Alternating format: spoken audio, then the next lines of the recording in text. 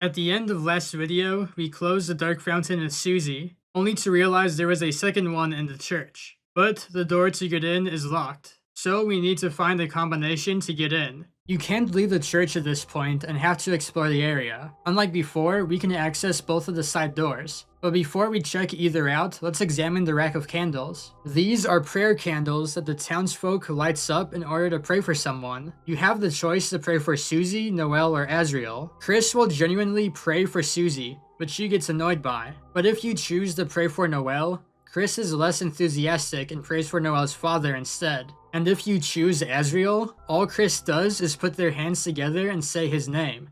So what Susie says, they are not even pretending to try. Yet another weird moment between Chris and the idea of Asriel, but I'll leave it there for now. In the room on the left, you can find some objects that resemble the Darkners we've encountered, including a Halloween decoration that's clearly Jockington. There is also a piano, and if you choose to interact with it, Susie gives a long monologue about a story from her past. She tells Chris that, in one of her old towns, there was a public piano that anyone could play. One day, Susie went up to play it, but was told she wasn't allowed to. Susie speculates this was either because she was so bad, or because she looked like she shouldn't be playing it. The next person who came up played much better than Susie. This experience angered her so much she returned at night and smashed the piano, running away afterwards. She tells Chris that, "A week ago, if I knew you did piano, I probably would have just hated that about you. But now, I kinda just want to hear you play." Afterwards, Susie asks Chris if they want to play again, to which we can respond with someday, never, or if you play too. Chris complies with the first or third option, seemingly agreeing with the player. But if you try to make them say they'll never play again, they will cough and Susie won't hear them. This confirms that Chris does like playing the piano, but why they are so weird about it when the soul is inside them still isn't really clear. Heading to the right room triggers this cutscene. Susie calls out to the old man, asking if he's in there, but gets no response. Susie goes over to Alvin's desk to investigate, and pulls out a glass case with a hammer and a bunch of dust inside. We can't see Chris's face, but they are clearly disturbed by this, taking a step back. Susie is confused at first, but Chris seemingly says something to them to clue her in on what's happening. Hell no. You don't mean when monsters die, their dust is buried? Hey, Chris, why the hell does his pastor have this in his... Huh? There's a hammer inside and a photo of the old man? It might have been obvious to us, since I told you, but the old man is Gerson, brought back to life by his dust being in the church. Susie sees this and remembers that Gerson wanted her to write a letter to his son Alvin. She fulfills her promise to him, and if you inspect the letter, you can read it yourself. "Alvin, your old man was proud of you. The reason he didn't come to church a lot is because he wanted you to follow your dreams. He's sorry you never said that right, so write your own stories. It's okay, even if they're not perfect. Sincerely, a friend." You can interact with other objects in this room, but none will have the code. After you leave, you can go back to the lock and Susie will have an idea on how to break in. She thinks that Gerson might know the code, and if they recreate the dark world in this room, they can ask him. Chris agrees to this idea, and Susie asks them if they have anything sharp. Chris dramatically pulls out a knife, and blushes when Susie asks if they always carry this with them. Susie then creates a dark world, expecting to reopen the one they just closed. But when they wake up, they find that something is off. Chris is a bit off color, but Susie is orange now. There are new enemies, and previous prophecy panels reappear in a new order. The track that plays throughout the overworld is similar to Dark Sanctuary, but also completely different. It's officially named Second Sanctuary, and that is what fans refer to this area as. All of these changes get shrugged off by Susie, who says something like, "Well, Ralsei said each dark world is different." But I think it's safe to assume the reason it's this different is because Susie made the dark world. Like, maybe if Bruhlie created a dark world, then Susie's skin would be yellow or something. However, considering we saw Chris make the TV dark world, and that world is more or less the same theme as all the other ones, does this imply that Chris made all the dark worlds? Well, Chris could not have made the church dark world, because we are with them all of today. Plus, the night is already in it when we arrive, so it's likely they made it while we were at Noelle's. But then, why does the Knight's Dark World look like Chris's? I think this will be explained in later chapters, but my theory is that Chris has some connection to the Knight, either metaphorical or literal, that results in their dark worlds being the same. This connection goes beyond them working together and is something on a more thematic level. There is already some evidence for this, like the Knight knighting Chris if you defeat them, Chris making a dark world and presumably telling Tenna they are the Knight, and that one room in the original game where there's a black monster that copies Chris's movements. There's something deeper going on between Chris and the Knight, but I will save that speculation for theory time. Anyway, as we continue on, we come across another panel showing Ralsei in his hood with the caption, "The third hero, the prince, alone in deepest dark." Susie remarks that if Ralsei has their own panel, they likely do as well. However, what's interesting about Ralsei's panel is that it calls him the third hero.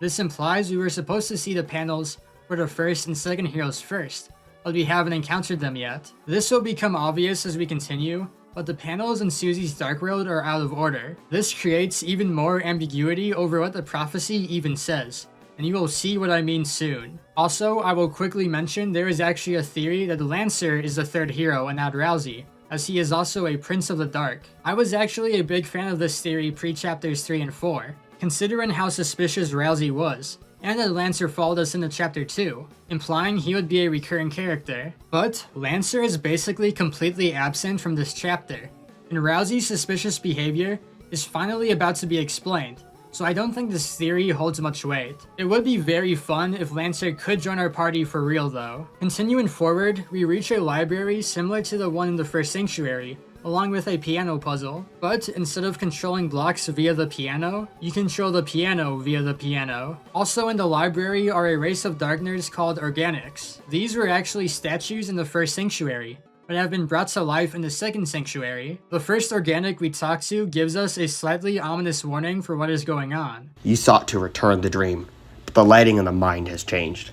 At best you can only see another side. We can also find all of the old Darkners have been turned into statues, and a hidden prophecy panel that reads, "The Lord of Screens cleaved red by blade." This is a clear reference to Tenna being slayed by the Knight, but like Queen's panel, some people believe this confirms the prophecy can be broken. If the panel implies Tenna will die to the Knight, then this only happens in routes where we did not recruit all of the Darkners in chapter 3. So if we save Tenna, he doesn't die to the Knight, and we potentially broke the prophecy. However, I'm less sold on this idea as, no matter what, the Knight will attack Tenna, and I think that event alone qualifies it for this panel. After this room, we find a panel describing another hero. The first hero, the cage with human soul and parts. Susie is a bit confused by the illustration and description, but shrugs it off. Again, she doesn't know about the soul, and doesn't realize that we are telling Chris what to do. Like how Ralsei had a counterpart in Lancer, it's possible that the vessel could fulfill the first hero. However, I think Chris is the most likely option to fulfill this role. Continuing forward, we reach a new panel that says, "At last was the girl. At last was the girl." Susie takes this to mean that her panel is coming up. It even has the Rootbuster icon as its illustration. However, when you think of the wording of this and the last few panels, does it really? If they are mixed up, and it's supposed to go first hero, second hero, third hero, why would "and the last was the girl" refer to the second hero? Shouldn't it be first hero, second hero, third hero, and then a girl that this panel refers to? This question is one of the most debated topics in all of Deltarune, because if there is a fourth person, just as important as the heroes, it is obviously Noelle. But why is Noelle so important? Is she the girl that this panel refers to?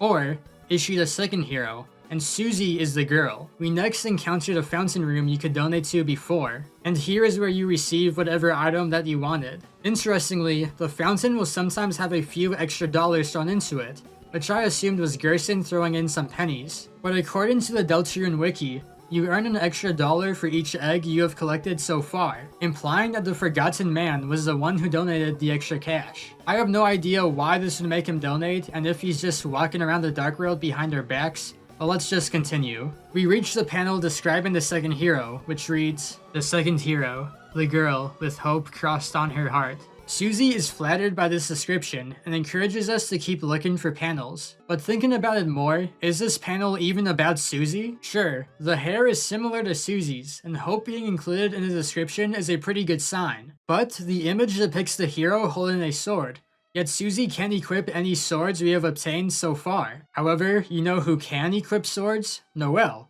and her hair also looks like the hero's. Granted, there is a distinct lack of antlers or a big snout, so we can't say who this is for sure. Maybe Susie will later gain access to a sword she can equip.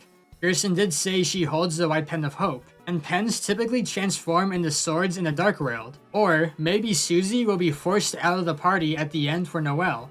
For now, all we can do is speculate. As we continue through a climbing section, Susie tells us how grateful she is to finally be included in something as grand as this, and that it's given her a new purpose in life. It will be very depressing if Susie finds out she isn't actually the hero in the prophecy, so let's let her have this. Susie will then sprint ahead, leaving Chris alone. You can follow Susie or enter a black door. This takes you to a long corridor with Organikks spread out across them. Talking to them, they will say this. What do you call a man with one eye? Why does the angel make its cry? Who will call a girl who snows? I don't know. Ha ha ha. I don't know. I believe that the third Organikk was referring to Noelle, and I think the first Organikk could be referencing Sham, but I honestly don't know the significance of these NPCs. At the end of the room is special moss that you can consume, and that is where most players will turn around and leave. However, if you 100%ed Chapter 3, this room might remind you of a quote you thought you had forgot. On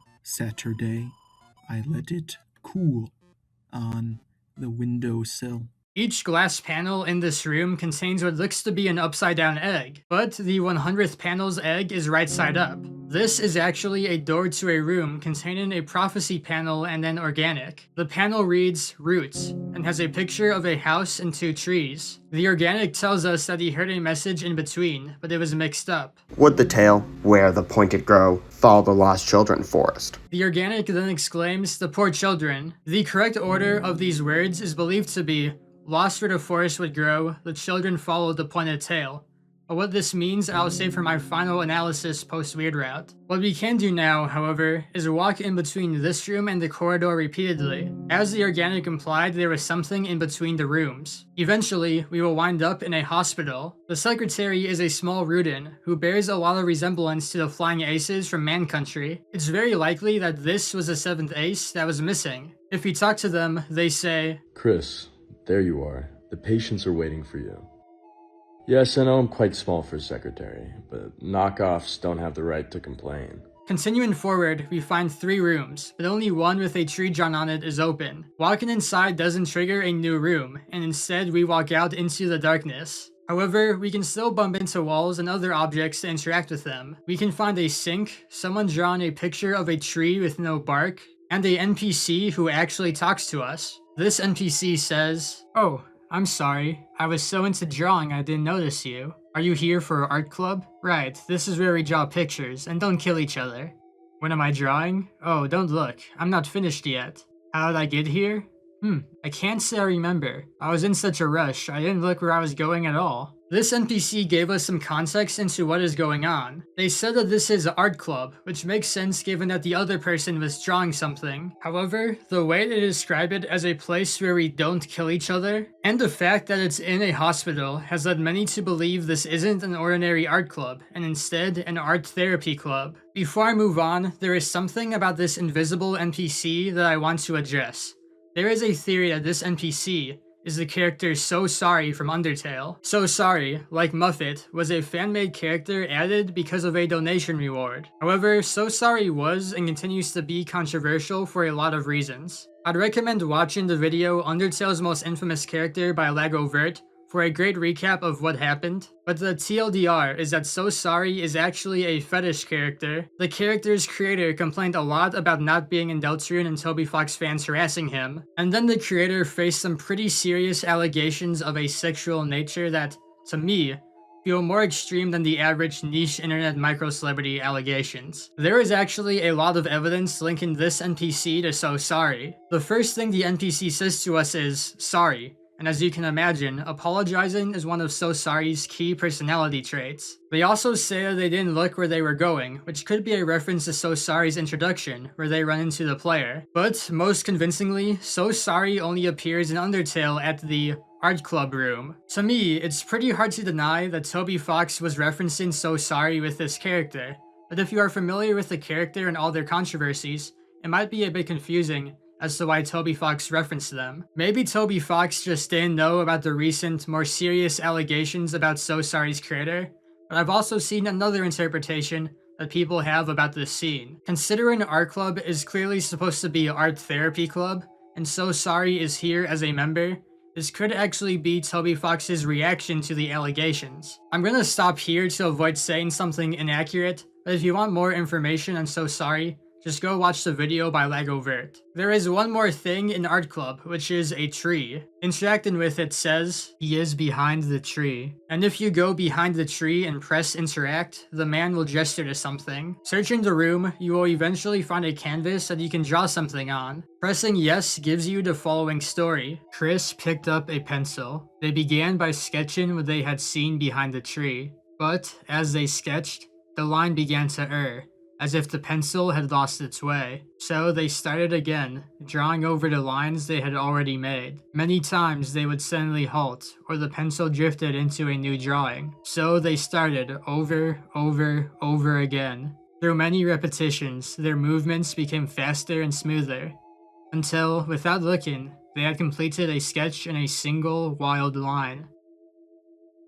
In the end, as a result of layering the sketches on top of each other, the surface of the canvas was nothing more than a monochrome smear. Next, a tree was painted over it. Painted over everything, leaving nothing but a simple still life. After all, there wasn't anything to look at in the room besides a single tree. Chris got up. It seemed the painting was complete. But their hand, smudged with graphite, was still moving, as if to trace some unseen shape. An egg was picked up from a nearby easel. And before I explain anything, we need to make Chris wash their hands. After all, what else is the sink for? You ran water over your hands and dried them. Between your fingers, a faint gray crease glittered stubbornly. You can never wash it all away. There's nothing else in the room. The man and the other NPCs have disappeared. On our way out, we can talk to the secretary, who asks Chris, Well, how'd the session go? They say art is therapeutic. Which one of you was the patient anyway? You got paid, didn't you? This confirms to us that we likely were in some therapy session. So, what does this all mean? Well, there are a few details about the eggs that I will save for the final analysis, but we have enough pieces of the puzzle to try to put together. Chapter 3 implied that the eggs and the Forgotten Man seem to have some connection to Chris's past, and Chapter 4 implies what the connection might be. It's likely that the Forgotten Man is a therapist who Chris used to visit. The Forgotten Man being a therapist would explain why he is seemingly in the light world. He's likely a normal Lightner living in hometown, but the reason his description is so strange is because of his past with Chris. He also might not be physically appearing in the Dark Worlds, and instead, an object related to the Forgotten Man is turning into him in each Dark World. I'm not sure what object this could be, maybe an egg, but it's either coincidentally in each Dark World, or Chris is bringing it with them to each Dark World. The painting scene also seems to imply that Chris is repressing something from their memory, probably some traumatic event. The tree that keeps appearing in each egg room seems symbolic of this, blocking us from seeing the Forgotten Man, and covering up Chris's drawing, preventing us from seeing what Chris was trying to draw. It's likely that, whatever this event is, they feel guilty about it, as that's what the sync dialogue seems to imply. The mystery then becomes what happened to Chris in their past that made them go to therapy. And was the Forgotten Man actually helpful, or did he only make things worse, and that's why Chris is trying to repress him? We can't answer these questions for now, so we are forced to leave the room and go check on Susie to see if she died to a wingblade or something. Catching up with Susie, we find another panel which states, "Love finds its way to the girl." Susie is a bit embarrassed by this and runs off to find the next panel. I think this panel has 3 interpretations. The first and most obvious one is that the second hero falls in love with somebody. This is pretty likely, as whether you think Susie or Noelle is the second hero, they are actively falling in love with each other, so it works either way. However, others speculate that this love described is actually the Undertale love, or levels of violence. This interpretation implies that the second hero will become more violent as the game goes on. However, this doesn't really seem to be happening, at least in this route. The third interpretation of this panel relates to the image that it shows, which is the second hero with a heart emblem. This imagery evokes the idea of the soul, which implies that the soul could take over the second hero at some point. This is an idea I find really interesting, and arguably even foreshadowed each time Susie fights alone. But there's not really much evidence that we will get to control Susie directly. But what if the hero is Noelle? Will we get to control her?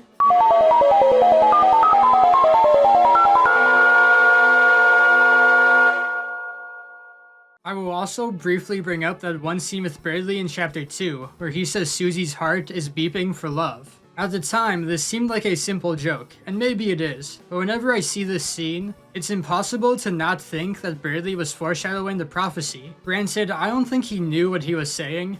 I think the only Lightner with the power of prophecy is Jockington, but still, it's possible that the characters subconsciously recognize parts of the prophecy in each other. As we follow Susie through the second sanctuary, the panel saying "the girl" appears over and over again. We go through a gallery with a bunch of Organikks, and it's mostly a light comedic scene, where the Organikks speculate on the lives of Darkners we just met, but it does get its own prophecy panel. After the gallery, we find Susie observing a collection of the girl panels. Suddenly, the panels spread out, revealing a new one that reads, "The Last Prophecy, the Story's End." Is this what happens at the end? To save the worlds, there is only one way. It's telling us how to save the world? Hey, Chris, this will make everything easy, right? Hey, I was reading that. Old man? Wait!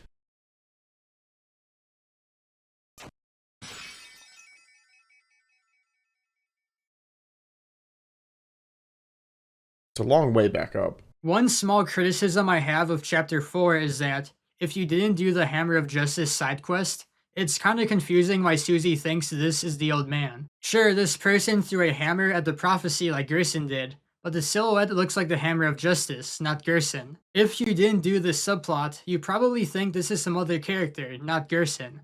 And you might be onto something. When we begin to climb up, we are suddenly attacked by hundreds of these weird black and white creatures. We fight our way up and eventually make it to the old man's study. He is nowhere to be seen, and obstacles are positioned so that we can only enter the room behind the fireplace. As we walk in, Susie suggests that we ask Gerson to come with us to Castletown, which is a nice thought, but Chris doesn't seem to give a reaction. Inside the hidden room, there's nothing. If we keep walking forward, the room grows darker and darker until we can no longer see. However, via vibrations, we can track the shadowy figure through a maze. Eventually, Susie will stop us and ask if we hear something. Now, you are supposed to say yes, you hear it, since there's actually a noise. But if you are hard of hearing or deaf, you can answer no to receive a modified version of the mini-boss we are about to fight. However, I didn't realize this, and told Susie I couldn't hear it because I like being a jackass. Either way, Susie will become separated from Chris, forcing Chris to imagine how she's doing. In the cutscene that follows, Susie finds what she believes to be the old man and calls out to him. However, he doesn't respond and attacks her. This triggers a battle against the unseen force, which uses the green soul mode. If you could hear the sounds before, you will have to block the attacks based on sound cues, but otherwise it's a much easier version of Hammer of Justice. Susie tries talking to the old man, but gets no response. She even tries attacking him, to which the figure easily dodges. And then this happens.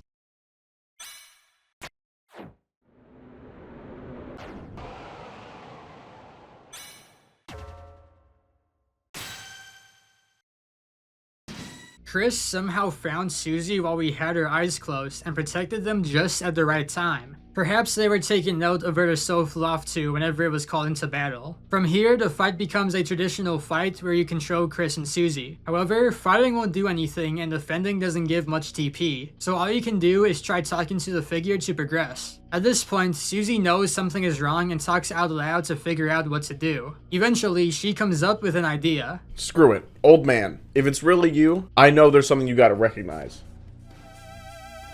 See this? You didn't forget my green sparkles, did you? What the hell? What happened to his...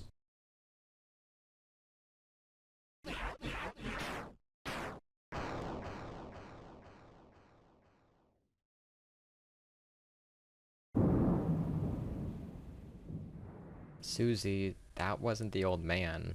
Huh? One of the statues in his shape from his study, it must have begun moving when you made this dark world. But the statue? Then the old man? He's not in this world, sadly. Darkness patterned after the memory of a loved one tend to only appear in very specific darknesses. Even if we tried to bring him to Castle Town, he... Then why didn't you say something earlier? Huh? First the roaring thing, then you not being real, and now this? What's wrong with you? If you know something, why don't you just... tell us? I'm sorry. I know so many things. I know so many things. I don't know when to say them.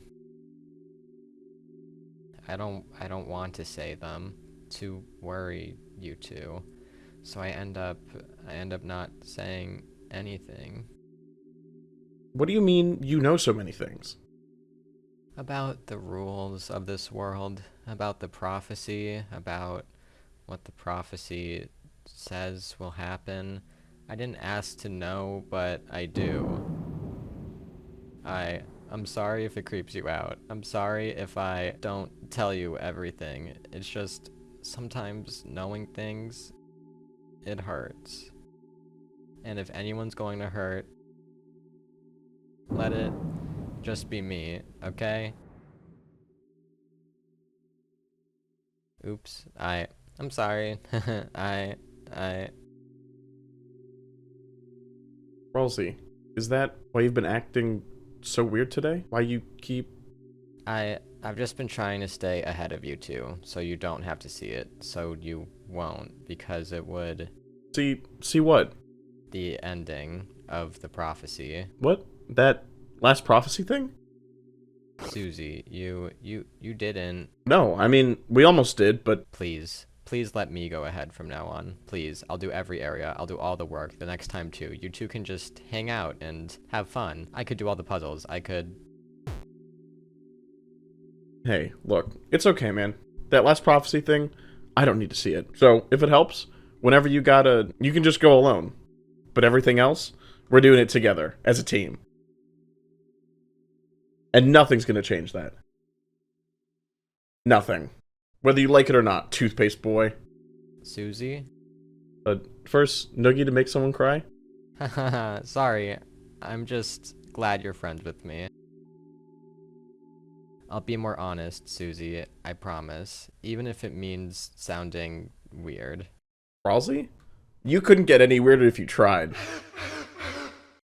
This was a very long cutscene, but I let it play in full because it's important for understanding Ralsei's character and the rest of Chapter 4. Throughout the game, Ralsei has been suspicious. He tells us to close our eyes and seemingly talks to Chris behind our back. He has tons of knowledge that no one else in the game has, and he can appear seemingly anywhere that it's convenient for him. This cutscene doesn't explain everything, like why they are in each Dark World, but it does justify some of his behavior. Ralsei was born with all of this information instilled in him, and it's hard to relay all that information to the rest of the group. When I first saw this cutscene, I was still a bit annoyed at Ralsei for not telling Susie earlier that Gerson was a dead Lightner, and that his existence in a Dark World was a miracle. But when you think about it, when would have been a good time? At first he didn't seem very important, but by the time Ralsei realized he was, Susie had already befriended him and looked up to him. It would have been difficult for him to tell her the truth, so he tried to get away with not doing that, only for a series of events to transpire that forced it out of him anyway. Now apply that to literally every single piece of lore in Deltarune,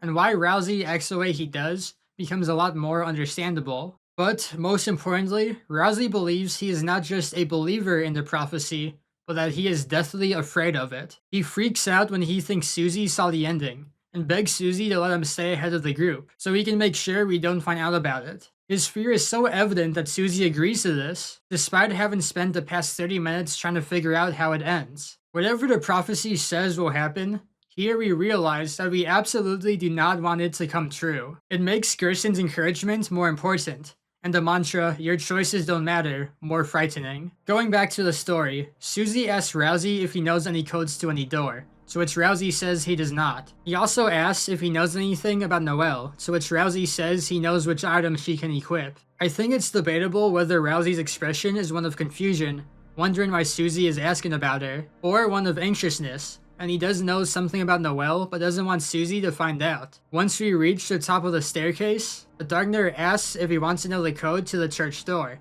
and he tells us it's 2202. Susie and Chris seal the dark fountain, and sure enough, the code works. They then enter the third and final sanctuary. Inside the third sanctuary, we find it looks identical to the first one. Ralsei approaches us and explains that the first sanctuary was likely formed with some of the darkness from this dark world, and that's why they are similar. From here, you can continue through the door as you progress the story, or you can backtrack to the study. Gerson will be missing, but there will be a few new things to see. Going straight north leads to a new room where you race a white dog, which is a fun scene but not very relevant to anything. You can also find that all the statues from the first sanctuary, which were really Darkners from the second sanctuary, are no longer statues and instead interactable. This allows you to recruit any Darkners that you had missed in either the first or second sanctuary. Once you are ready to continue, go back to the door and head through it. You will first walk through an area with hundreds of the blue panels from the prophecy floating around you, and then enter a library section where Biblioxes attack you. There is a secret passage east that contains a climbing challenge, but more notably, it contains previously unseen parts of the prophecy. They'll hear the ring of heaven's call. They'll see the tail of hell take crawl. I honestly don't know what the first panel refers to. It might be referencing the thorn ring, the item teased in Malleus's shop, but it doesn't really make sense if the ring is supposed to be a sound and not an object. Maybe it's the song from the deep, or maybe it's the background music we have been hearing throughout this chapter, which kind of sounds like a ringtone. However, the second panel does have a pretty clear connection, and that is to Friend, the mysterious entity we saw back in chapter 3. This connects to the Organikk talking about children following the pointed tail, but I am saving all discussion about Friend for the theory section, so for now I'll just say this is likely what it's talking about. However, there is actually a third panel hidden in this room. If you step on this specific panel and purposely fall, you will enter a secret room with a panel that looks very familiar. Jockington grows the beard. I told you, Jockington was the key to all of this. The only other clues we get are from the Organikk, who tells us, Before the clock strikes midnight, the shadow will grow. Oh, the shadow will grow. Serpentine. Even when the clock ran back, the shadow was growing. A patch of shadow slithering on. Serpentine. Some people believe this is a reference to a 5 o'clock shadow, which is a type of beard.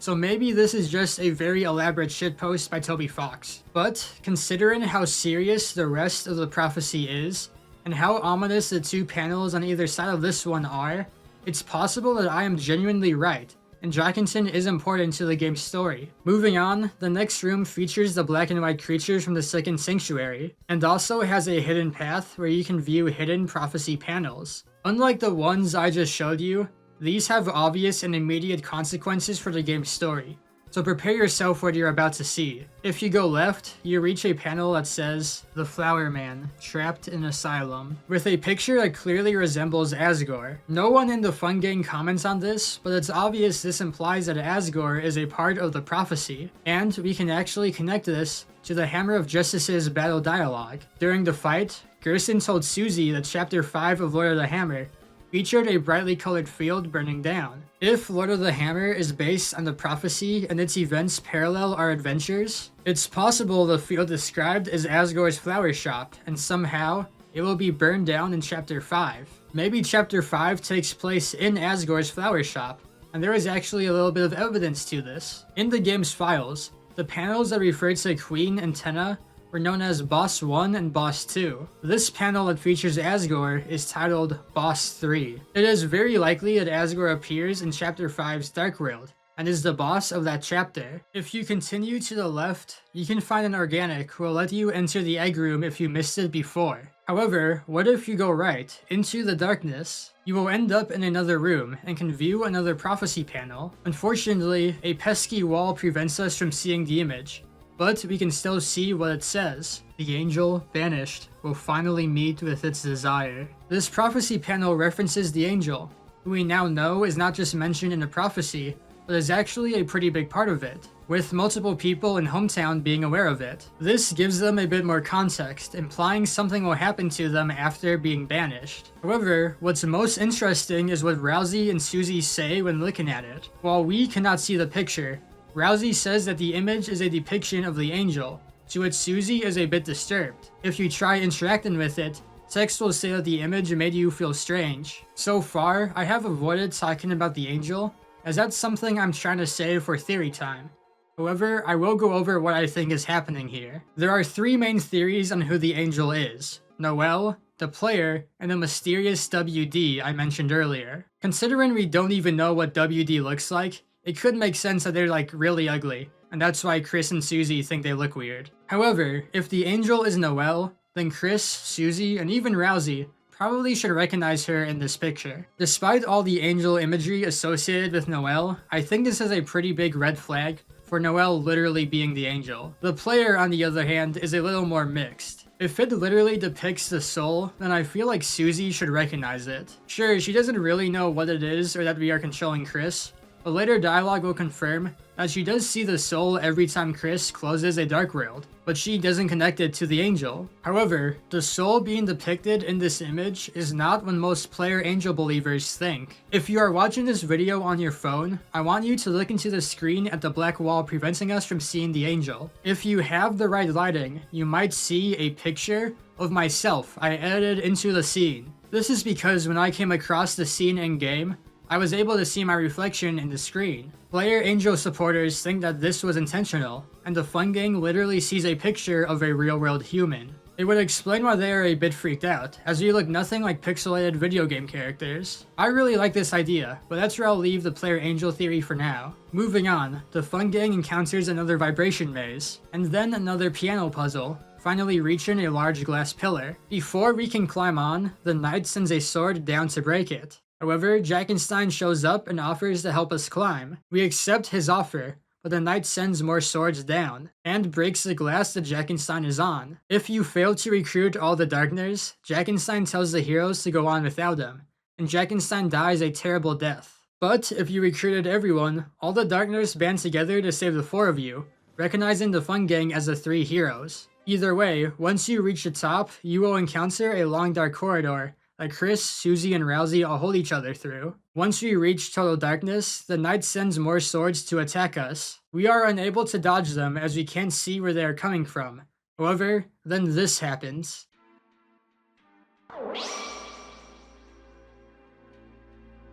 Chris? Chris? What is that? Light? On its own, or maybe because Chris did something, the soul shines brightly, allowing you to see the swords. Again, the soul literally has the superpower-like ability of illuminating light. Slowly, the soul guides the 3 heroes up the corridor as the knight tries hitting us. Eventually, the knight becomes annoyed and sends impossible to dodge attacks at us. At first, only Chris is targeted, but once Chris is on 1 HP, Susie jumps in front of them before they are killed, tanking the attacks. Ralsei does the same for Susie, but thankfully the knight stops attacking us once Ralsei hits 1 HP. I thought this was going to force us to enter the inevitable boss battle only at 1 HP, but in the next room, there is a save point and even a warp back to the beginning of the area, so there wasn't much of a point to this besides aura farming. But this is the final save point for Chapter 4, so be warned you can't go back if you continue forward. Running up the stairs, which crumble behind you, you will eventually reach the knight. You...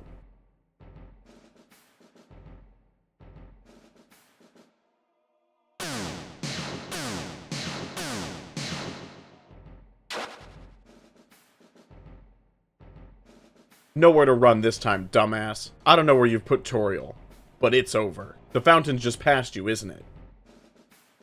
That means we don't even have to beat you. All we have to do is get past you. Then it's over. You can't beat us in the light world, can you? That's why you keep running, isn't it? Hey, what's so funny? Chris, why are they laughing? You're laughing because you know I'm right, don't you? You lose that fountain. Over. Don't make another fountain.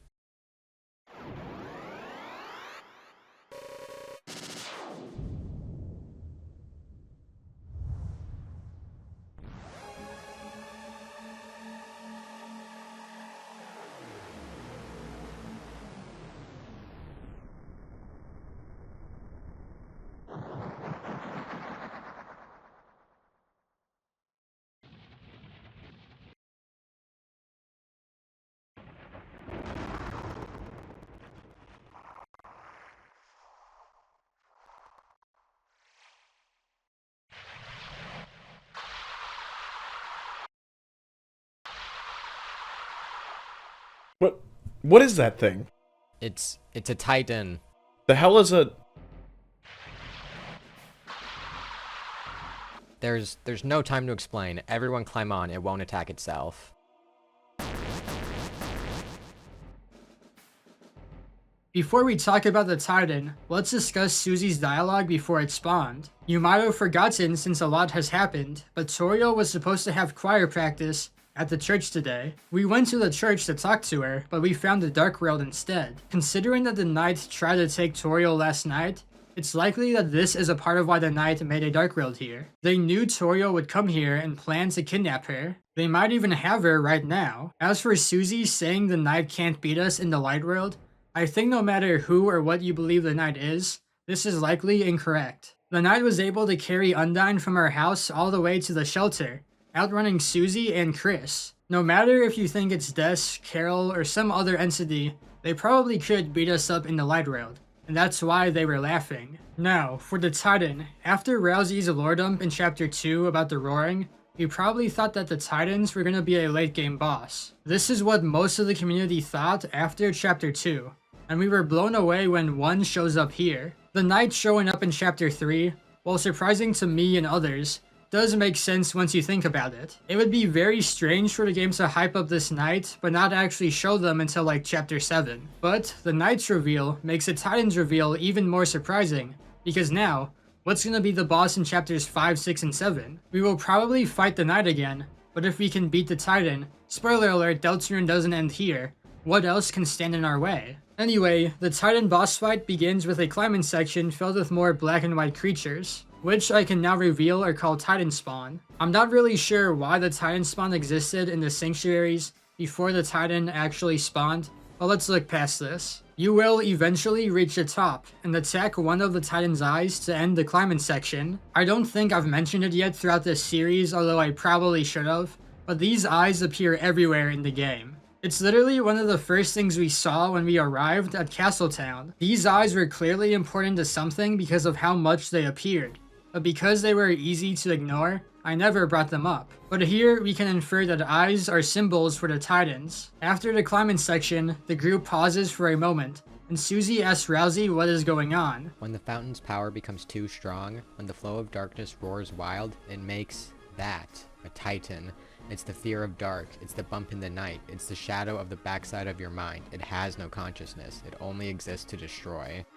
Well, how the hell are we supposed to beat it? I don't think we can. It's hatching so fast. Unless... Chris, you can steal fountains, can't you? Maybe, if the Titan is anything like a fountain, you could... It's found us. Lore-wise, it's pretty clear what Ralsei is saying, but gameplay-wise, I think he is cluing us in that it's okay to kill the Titans. When we do actually fight the Titan, we won't be able to spare it. However, it's also important to note that Ralsei suggests that Chris tries to seal it like a fountain. We already knew the soul was important for sealing Dark Worlds, and that it has the power of light. Putting together the two, it seems like fighting Titans might be what the soul's purpose is, at least from like an evolutionary standpoint. You are able to hide from the Titan and prepare to jump down to re-enter the fight. However, before you can do so, you are attacked by two Titan spawn and thrown into an actual battle. The Titan spawn uses the light mechanic introduced in Jockington's battle. You can only earn TP by collecting pellets during the spawn's attacks. If you raise enough TP, you can purify the Titan spawn, which replaces sparing in this battle. However, you can also attack them normally. This is not recommended as they take reduced damage, unless you have the Black Shard. That will do crazy damage against any enemies that are Dark type, and can easily take out the spawn in just a few hits. Once you finish the battle, if you check your stats page, it will either say you have slain 2 or purified 2, depending on if you killed or banished the Titan spawn. It's unclear what this effect has in-game, but it's likely it will be expanded upon in the future. The last thing I will say about the Titan spawn is that these were the red vibrations that were chasing us earlier in the game. Again, I don't know how they appeared without a Titan to spawn from, but maybe the Titan spawn aren't actually spawned from Titans, and are just creatures the knight pulls out of their pocket. Once we beat the Titan spawn, we jump down into another climbing area. The climbing in Deltarune is actually pretty fun, but I'm skipping over it because not a lot happens lore-wise. Once you reach the top, Susie will fully heal everyone's HP, having regained confidence in her healing magic. You have no choice but to head to the right, and as you walk forward, you pass some familiar prophecy panels. A road basked in purest light. Beneath it grew eternal night. The light and dark both burning dire, a countdown to the earth's expire. The fountains freed the roaring cries, and titans shaped from darkened eyes. It seems that these panels were referring to this moment that we are currently witnessing. At the end of the hallway, faced with an ocean of darkness, Susie asks Ralsei if we are waiting for the titan, to which Ralsei says, No.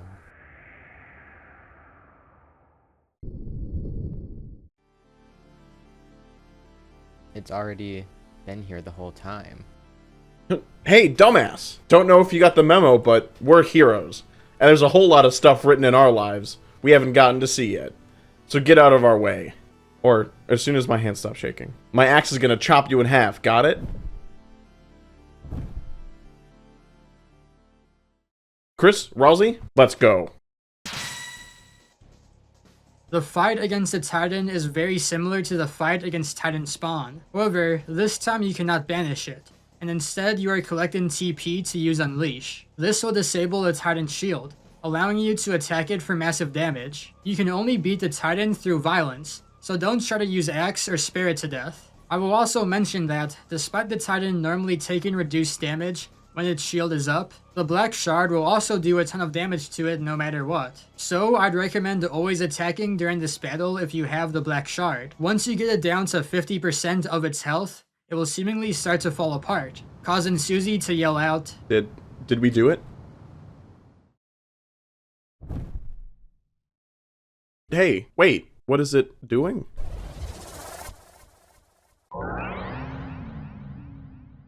It's regenerating. The Titan suddenly starts absorbing its spawn, healing back up to full HP. Attacking is useless here as their shield is up and we barely do any damage. It seems that winning this battle will be impossible. Anytime the Titan gets low, they will just heal back up. Susie asks Ralsei what they should do, but all he can suggest is to keep fighting. What are you all giving up for? You're not out of ideas yet, are you? Old man, I thought you were... I was looking for a change of scenery, but this is a bit ridiculous. Come on, let's get this fellow. Yeah. At this point, the game technically hands the controls back to you, but there's only one way to progress, and the game won't even let you die if you try to stall. Chris gets a new act, Dual Buster, which lets Susie and Gerson attack the Titan together. You can also attack with Ralsei to make him feel included. After 2 Dual Busters, Susie will think of something. Chris, I got an idea, but you're gonna have to put your life in my hands. Kinda literally. Damn, what am I asking for? We both know I got this, right? Let's go. Press Z to throw. Life is a big, big ball game, and when the man is on the field, he does a big dunk. Try to be that dunk. Nah, screw it. Get dunked on.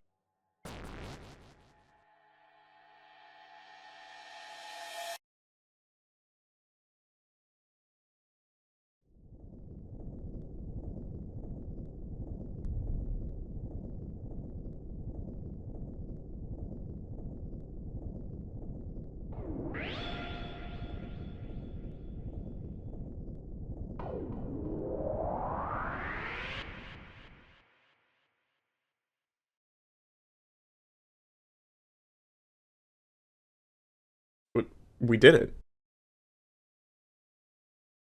Hey, Chris, what's the deal with that red heart thing?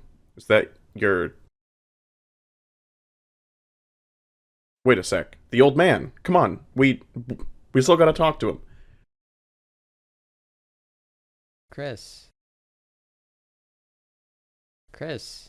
you're alright. I can't believe it actually worked. We actually defeated a Titan. If we can do that, then... Chris, where's Susie? Susie, wait! With Gerson's strength and Jockington's words of wisdom, we were able to beat the Titan. Overcome with emotion, Susie rushes forward, hoping to speak to the old man, and forgetting about her promise to Ralsei. When Ralsei comes over to celebrate the victory, he notices Susie is missing, and his expression immediately changes. He rushes after her to try and stop her from whatever it is she's about to see. But if there's anything we know for sure, it's that Susie cannot be stopped. In the next room, we find a new prophecy panel, which reads, "The Last Prophecy, The Story's End," with a picture of the Deltarune. Ralsei screams Susie's name, hoping to stop her, but he gets no response. Continuing forward, we find another 2 prophecy panels with an image of a shattered Deltarune. They read, "And then, when all hope is lost for the tale, the final tragedy unveils." We find another one that reads, "To save the world, there is only one way." Susie, don't look! Susie, I'm sorry, I'm sorry, I'm sorry. Shut up.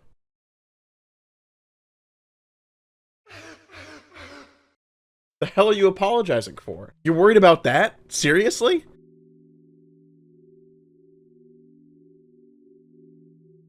This stupid prophecy? Like something like that would happen. I wouldn't let it happen. Chris wouldn't let it happen. And obviously you wouldn't let it happen. So why wouldn't you laugh? It's just stupid. So stop crying, okay? Everything's gonna be alright. Hey, Chris? Let's go seal the fountain, okay? Ralsei could not stop Susie in time, and Susie found out how the prophecy ended. But instead of getting sad or afraid, she smashes the panel with her fist, literally breaking the prophecy. I do think that part of Susie's reaction is disbelief that whatever she saw was real. But also, I think her experience with Gerson has given her hope that the prophecy can be changed. If Susie can learn healing magic, override our decisions, and refuse to wear ribbons, who's to say she can't break the prophecy? Now, what the ending of the prophecy actually is one of the biggest mysteries in Deltarune. It's essentially Chapter 4's cliffhanger, comparable to Chris ripping out their soul in Chapter 1. However, I am gonna save this for the post-Weird Out discussion, as I think the ending of the prophecy ties together a lot of concepts that I've ignored throughout this initial run-through. What I will say, however, is it is likely that Chris knew the ending of the prophecy before the game even started. This isn't necessarily because they are working with the knight, but because, like I previously stated, the town's religion is based on the prophecy. I think it is pretty likely that most people in Hometown know how the prophecy ends, but don't realize it is playing out in real time right in front of them. This is even hinted at in the church service scene. If you pay attention to what Caddy is saying during her reading, you will hear her say, maybe bad things happen in this story too. Like, what's it called? A calamity? But like, it's all cool because, like, okay, actually I don't remember what happens. I always fell asleep during the reading, TBH, lol. To me, this suggests that the ending of the prophecy should be obvious, but because of our unique relationship with Hometown, it isn't. Before you head out, you can talk to Ralsei, who tells you, Susie, she's a really, really nice person, Chris. How can she be so kind? How? I'm sorry, Chris. I'm sorry I didn't say the whole prophecy at first. I thought if I said something different, if we did something different, if we were just kind enough, perhaps by the time we got here, it would change. But no matter what we do, our fate is already decided. Sorry, don't look at me. I don't mean to always make everything about me. I'm sorry. Everything's okay, Chris. Look, I'm smiling. and after everything we've been through with Ralsei, we say, good, keep smiling. Of course, you can count on me. I'll make sure we have a wonderful adventure tomorrow. The next day, too. After all, that's what you want, isn't it? And if you want to see what happens if you choose the other option, I guess you'll have to play the game for yourself. Or watch any other person's perspective, because I think I am the only person in the world who chose to say that. Anyway, there are 2 final things of note before we leave this dark world. If you backtrack all the way to the beginning and try to leave, you will be stopped. You put out your hand, and just out of view, just perfectly out of view, Another hand pressed against yours and pushed you back. It seems like the knight is telling Chris to proceed, and if we do so, we encounter the final prophecy panel, ending on the ominous message, "Only then will the worlds be saved."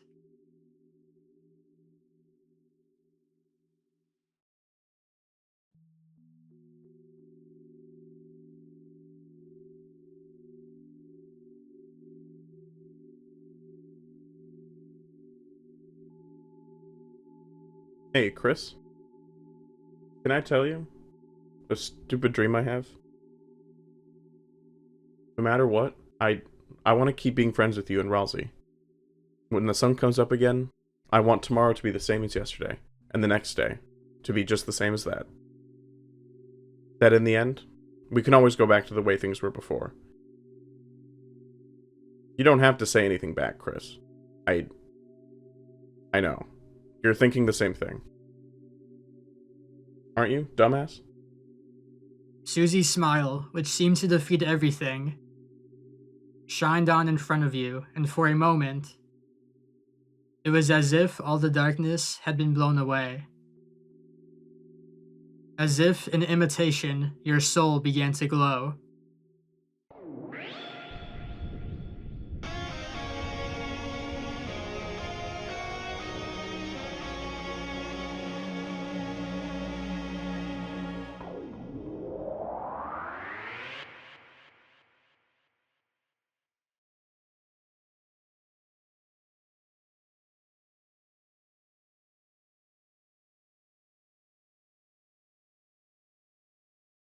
Toriel?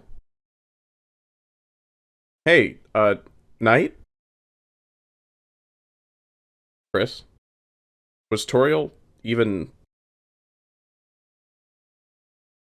Let's just go.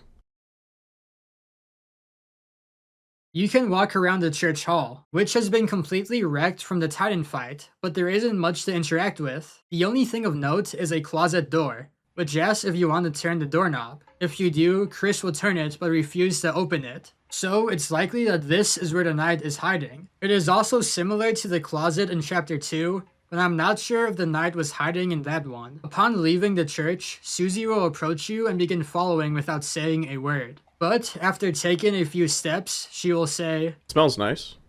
After the rain. At this point, a very interesting song starts playing, but for me to explain what it is would kinda spoil something that you are about to see. There are a few things you can do before heading back to Chris's house. You can head to the graveyard and visit Gerson's grave, to which Susie remains silent but notices it. If you try interacting with his memorial bench, the same bench that Toriel found Susie crying on, you will get a basic description. If you go down to the shelter, Susie will comment that they still haven't figured out the code, and that they will need to tomorrow. None of the buildings are open this late, but if you go to the school, Susie will tell you she just wants to go to bed. But regardless of whether you talk to Onion, you can go down to the lake, and if you wait long enough, you will trigger one of my favorite cutscenes in the game.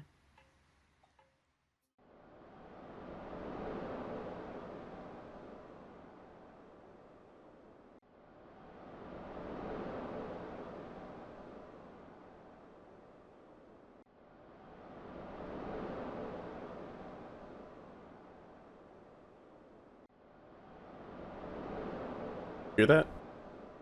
No? Sounds like someone's playing a song out there. You know, on the other side of the lake.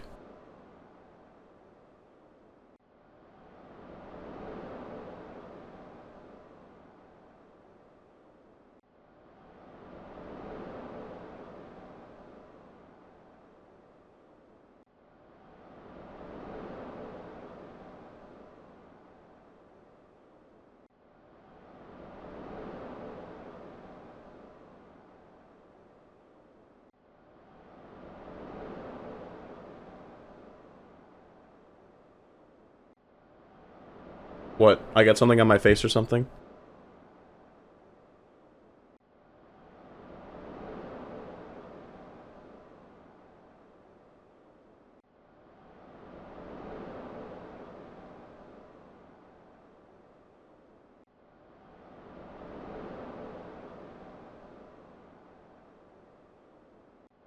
Say what's on your mind. Huh? Why are you talking with your mouth closed?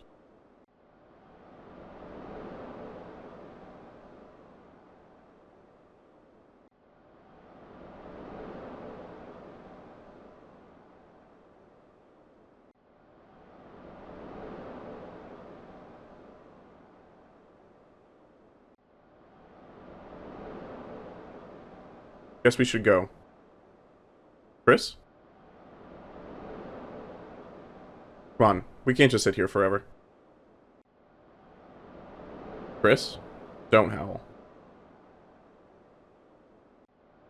This scene is very similar to the diner scene earlier in the chapter. It is just between Susie and Chris. The scene implies a strong connection between the two characters, and there is a creepy part at the end of the scene, where Chris says something we can't hear. However, while the diner scene was used to show how Susie has replaced Asriel in Chris's life, this scene references something that is not as clear yet. The song from the sea, the song that Onion heard in chapter 2, and the song that the Hammer of Justice heard before his battle. There is no clear indication for what this song is at this point. Some people believe that the song is a curse, as Onion hears it and goes missing, and Gerson hears it and he is dead. However, I think another interpretation of it is that it's hope. Onion meets us because he hoped to make his first friend, and now, that song could have led him to meeting more friends. It's possible he shows up in chapter 5 with a completely normal explanation of where he was. And at this point, it should be obvious of what Gerson's and Susie's connections are to hope. Susie may be discouraged about her latest adventure, but she still has not given up hope that in the end, she and her friends will succeed. Also, no idea why Chris howls at the end of this scene. However, this is the second time they have howled like a wolf in Deltarune. Maybe they just can't help it? When you arrive back at Chris's house, you find that the lights are on, and the door is unlocked. Oh, do you mind if I...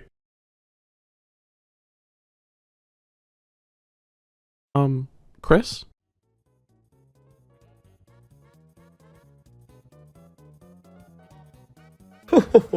I haven't danced like the jitterbug like this in ages. Well, you aren't bugging me, so get her away. Why didn't the skeleton have anybody to dance with? Because he had nobody to dance with? Good one. Not only did you totally botch that joke, but I'm dancing with you, so it doesn't make any sense. Are we, interrupting something? Oh, Chris. Snoozy. No, you're not interrupting anything. We were looking for you at the church, and... Sorry. I canceled choir practice today due to the rain. The weather was so bad, and...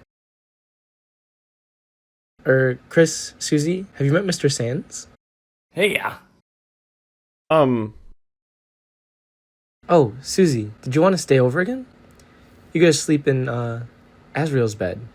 I think I gotta be going, actually. Oh, alright. See you later, honey. Susie. Later. Chris, is Susie okay? Hey, she'll be fine. I'm sure she'll figure it all out. Meanwhile, let's get back to business.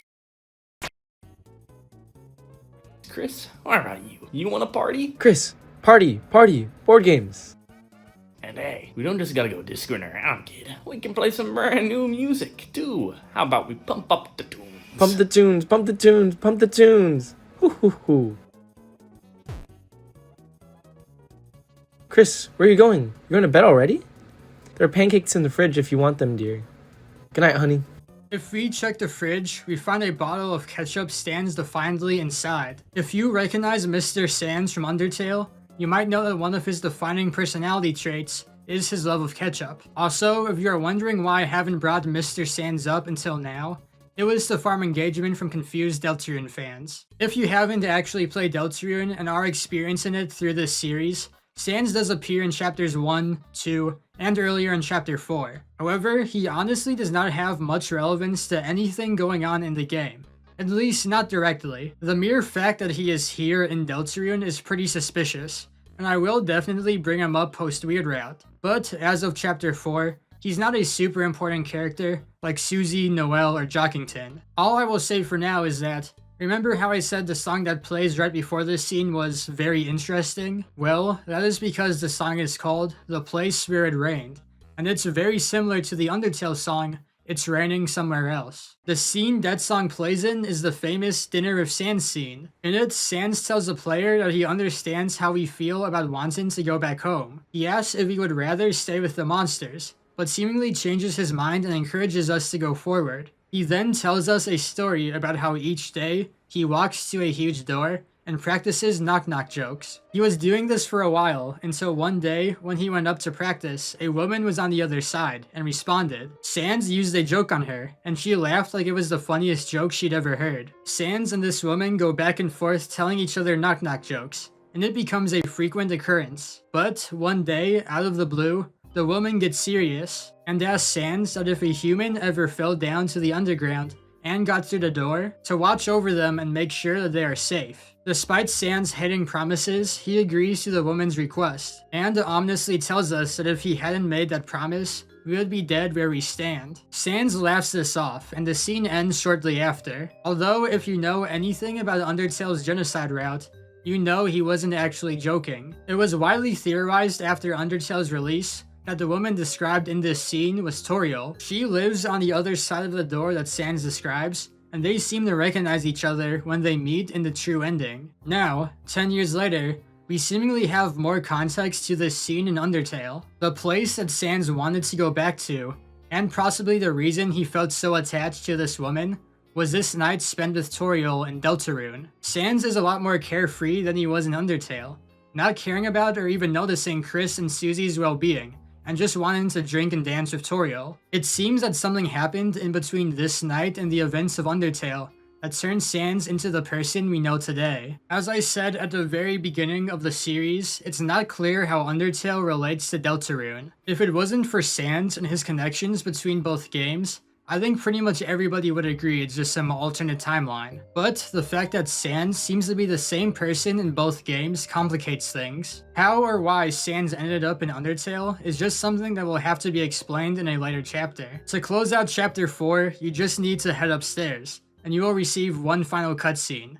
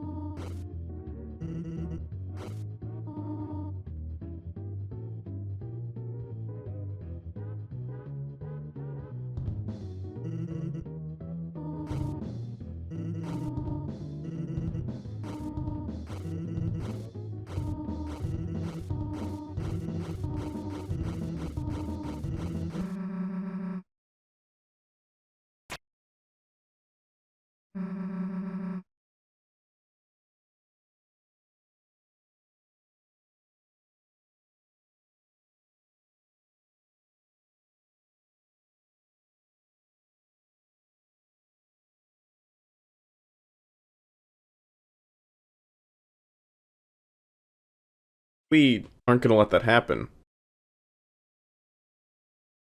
Right?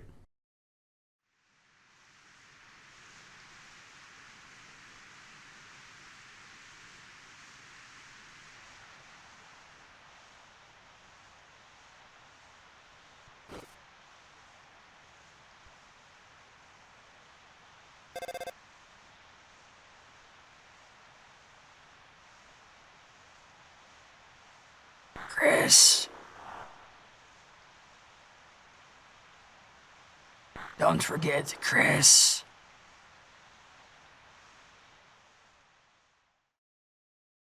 You promised.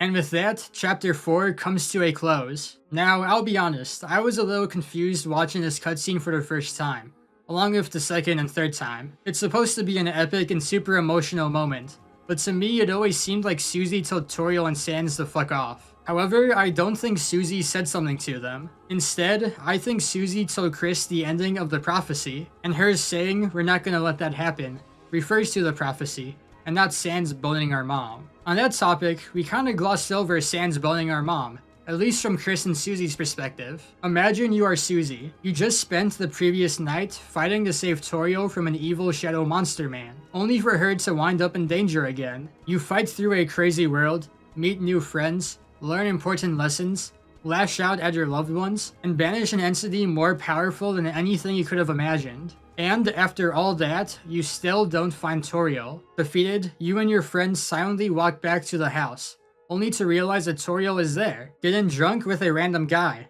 and shows little regard to where you or her kid were that night. We don't know much about Susie's home life, but even if she does have a good family, or other adults she can trust, it's likely she is disappointed in Toriel, and expected more from her. As for Chris, they are clearly embarrassed about Toriel's antics. They look away from her when they enter the house, they tell Toriel they want to go to sleep, and they thrash in their bed as Sans and Toriel party the night away. There is a lot of debate over whether this makes Toriel a bad mom, but I don't think that really matters. What does matter is Chris and Susie are disappointed in her, and likely will treat her differently in the next chapter. But wait, if the knight didn't kidnap Toriel, what was the point of this chapter?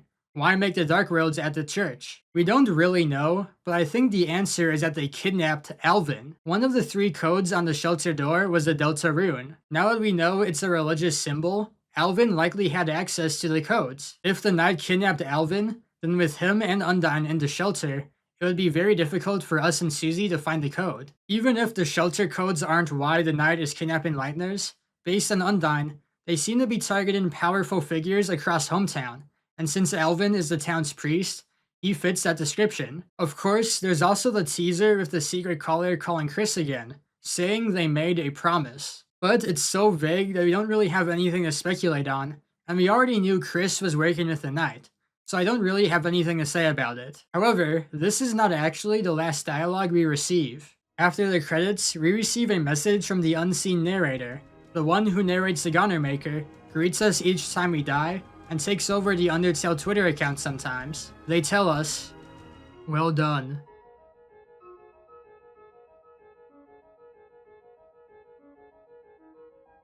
The halfway mark has been attained.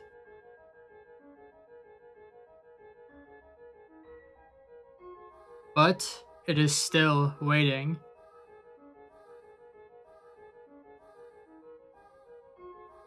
How much longer now?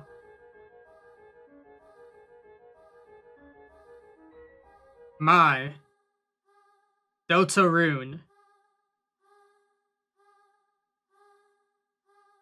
With the final message telling us Chapter 5 will be releasing in 2026. I can't put into words how much I love this ending. The outro music changes from Don't Forget to a track called Neverending Night, which bears a lot of similarities to the Dark Sanctuary songs we've heard throughout Chapter 4. Don't Forget is nice, but Neverending Night feels so much more climactic and emblematic of the themes and plot of Chapter 4. The title of the song refers to how long Chris and Susie have been up for, like there are other songs called 12 AM and 13 AM on the soundtrack, and the fact that it's so triumphant shows that they have not given up. The narrator's little speech also hypes me up. Whoever they are proud of our accomplishment and want to continue forward. This moment feels like the game itself radiating with hope, telling us that although our struggle will be tough, we can change the prophecy and still save the world. A question you might have been waiting to be answered the entire series is who this mysterious narrator is. Why do they have so much power? What is their relationship to us?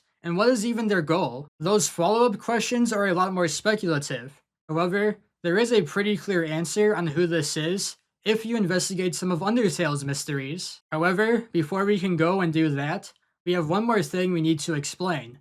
The weird route. As I have stated throughout the series, Deltarune has an alternate route through the game, a route that results in major story changes, and some chapters being almost completely different. In the next section, I will cover the entirety of the weird route, how to do it, what it means for Deltarune's larger story, and also the various theories surrounding it. So, let's get into it. At least we will next time. Thank you so much for watching this series up to this point. We are so close to finally having all of the pieces of the puzzle to analyze Deltarune and understand what's really going on. In fact, there are plenty of things you can already put together yourself, like the Forgotten Man, Dessa's disappearance, and things like that. But the weird route adds in a whole nother layer to the game's story, and it's crucial for understanding things like the prophecy and Noelle's purpose in the story, while also introducing some new questions. Even though the vast majority of this series has just been me recapping the game, what I've been most excited for is to get into the theories and analysis, and with the weird route, we will finally start to do so. So, subscribe to my channel so you can find out when my weird route video releases, or go play the weird route for yourself, so you have some background information for that video. Thank you again for watching, and I will see you in the next video.